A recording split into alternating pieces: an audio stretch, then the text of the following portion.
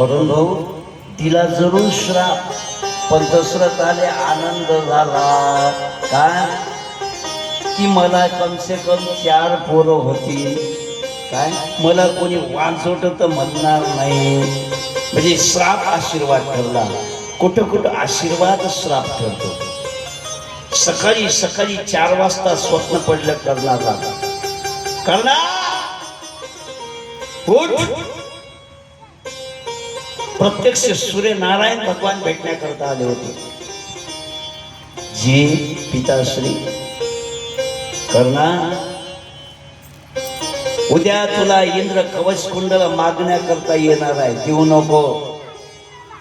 ते जर गेले तर तुझा घात झाला समजा. बाबा मी तर दानवीर कर्ण म्हणून प्रसिद्ध आहे ना, जरूर असेल पण देऊ नको. बाबा माझ्या दारून कोणी वापस गेलं नाही, मी आता कसं वापस पाठवू. जीव तर घेणार नाही ना. नाही ऐकलं सूर्यनारायणाच्या मन. आणि कर्ण सकाळी दान देण्याकरता बसलेला. 12 वाजेपर्यंत दान दिलं पण कोणी कवच कुंडल मागण्याकरता आलं नाही. आता 12 वाजले, घरी जाणार. एक माता आला, ए कर्णा थांब. जी थांब, मला दान पाहिजे. काय पाहिजे? संकल्प सोड. संकल्प सोडला, मला तुझे कवच कुंडल दान पाहिजे. बाबा शरीराची चांबडी कोणाला देता येईल का हो? कवच कुंडल माझ्या देहाची चांबडी आहे. म्हणजे ते काही असो. बरं दिलं ना, मग काळू कसं हे तर सांग. म्हणे हे 4 बोट जागा आहे. कोणची? आज्ञाचक्र ते डोईफोडिया. काय म्हणता त्याले? आज्ञाचक्र ते डोईफोडिया. इथं काल बोट 4 बोट घातले, कपाळाचं ओळलं पूर्ण चांगलं सोडून काढलं. कवच कुंडल काढलेलं आहे. कर्णाचं शरीर रक्तबंबाळ झालेलं आहे. अंगाचा दाह होत आहे. संपूर्ण शरीराची सापडी सोडून काढलेला जगाचा एकमेव वीर म्हणजे कर्ण आहे. कर्णाने ते घेतलं, गंगेच्या पाण्याने धुतलं आणि ते कवच कुंडल दान केलं इंद्राला. इंद्र म्हणते आम्ही प्रसन्न झालो, काय मागायचं ते.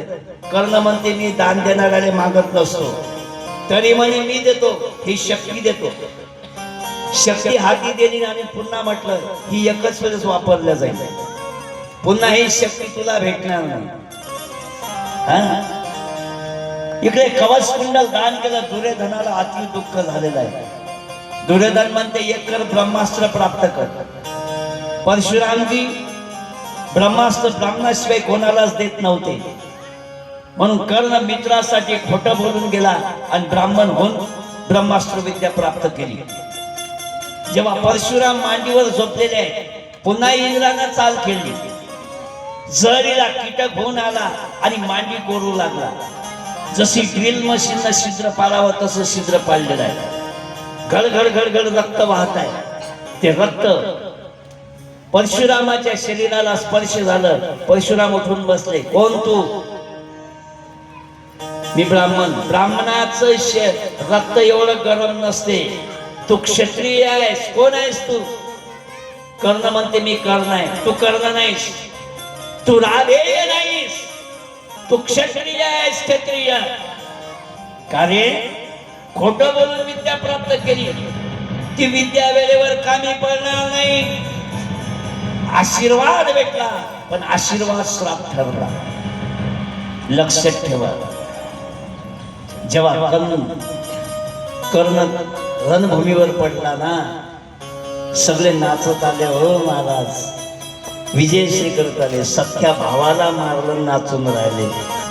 अंधारात कुंती रडते आहे. कुंतीने कृष्णाचा हात धरला. कृष्णा, हे कृष्णा, काय मला कर्णाजवळ घेऊन चाल रे. भगवंत समजते. भगवंताने रथ काढला. भरधाव वेगाने रथ गेला कुरुक्षेत्रावर.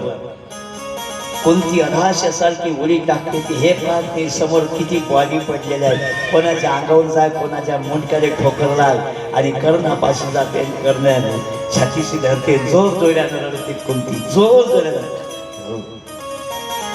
कुंती सांगते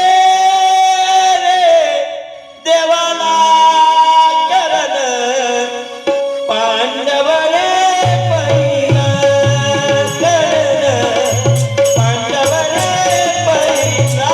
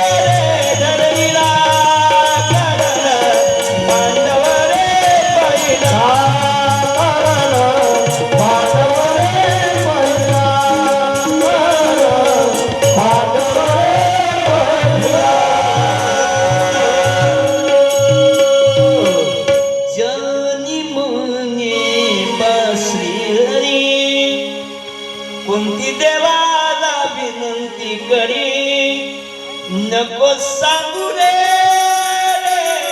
धर्माला कळण पांडवाने पहिला. जो चढण रडते कुंती माझ्या करला. अरे किती अभाग आहेस तू, जन्मल्या बरोबर तुला सोडून द्यावं लागलं करला. अरे किती आटा पिटा केला, आशीर्वाद श्राप ठरला आणि तुझा जीव घेतला. भगवंताला म्हणते सांगू नको, पण धर्म माग येऊन उभा होता. कारण एवढा मोठा उत्सव विजयश्री आणि आई गेली कुठं? आईच्या शोधामध्ये धर्मचारी पाची पांडव मागं उभे आहे. आई, हे आई कोण आहे? आपल्या दुश्मनाला मिठी मारतो तू, कोण आहे? काय संबंध आहे तुझा? खचील झाली कुंती माता.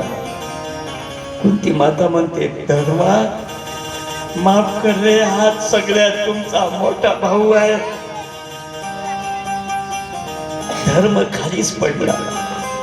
पाची पांडव खाली बसला, जाणं चक्कर आले त्यांना, जाणं त्यांची जमीन सरकली.